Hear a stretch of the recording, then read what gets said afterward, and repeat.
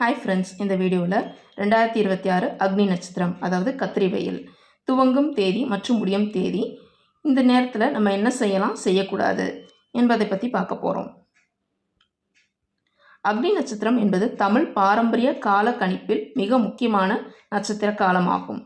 பொதுவாக இந்த நேரத்தில் தமிழ்நாட்டில் வெப்பம் அதிகமாக உணரப்படும் மற்றும் மக்கள் வெளியே செல்வதில் கவனம் செலுத்துவர்.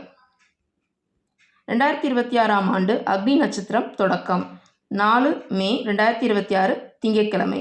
சூரிய உதயம் 4 மே 2026 காலை 5:55. சூரிய அஸ்தமனம் 4 மே 2026 மாலை 6:51. 2026ஆம் ஆண்டு அக்னி நட்சத்திர முடிவு 28 மே 2026 வியாழக்கிழமை. வெப்ப அலை. அக்னி நட்சத்திர காலத்தில் வெப்பம் அதிகரிக்கும். பொதுவாக மக்கள் மதிய நேரத்தில் வெளியில் செல்லாமல் தங்குவார்கள். கோயில் வழிபாடு. இந்த காலத்தில் கோயில்களில் தெய்வங்களுக்கு அபிஷேகம் செய்யும் போது வெட்டிவேர் எனப்படும் குளிர்ச்சியூட்டும் நீரில் நனைந்த பானைகளை பயன்படுத்தி அபிஷேகம் செய்யப்படுகிறது.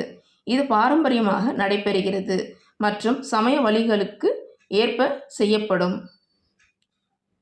பாரம்பரிய கணிப்புகள்.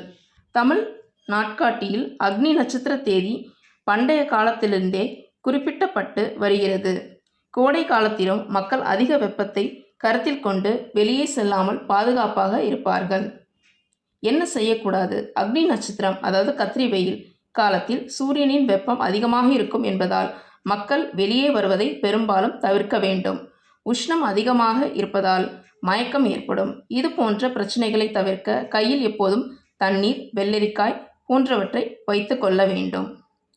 ஜோதிடம் மற்றும் ஆச்சாரப்படி தவிர்க்க வேண்டிய முக்கிய செயல்கள். புது வீடு புகுதல், கிரகப்பிரவேசம், பால் காய்ச்சுதல் செய்யக்கூடாது. நீண்ட தூர வாகன பயணம் தவிர்ப்பது நல்லது.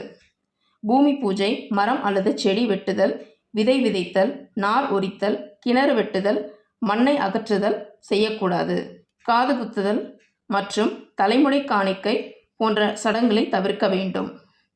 என்ன செய்யலாம்? அக்னி நட்சத்திரத்தில் காலகட்டத்தில் தண்ணீர், பானகம், மோர் பந்தல் அமைத்து பொதுமக்களுக்கு கொடுக்கலாம். அன்னதானம் செய்யலாம். ஏழைகளுக்கு சிறப்பு வாங்கி கொடுக்கலாம். இதன் மூலம் அக்னி பகவான் ஆசீர்வாதம் பெறலாம்.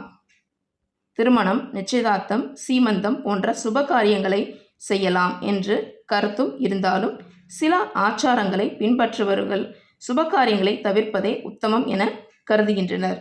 ஸோ இந்த வீடியோ பிடிச்சிருந்தால் லைக் பண்ணுங்கள், நம்ம சேனல் சப்ஸ்கிரைப் பண்ணுங்கள். நன்றி.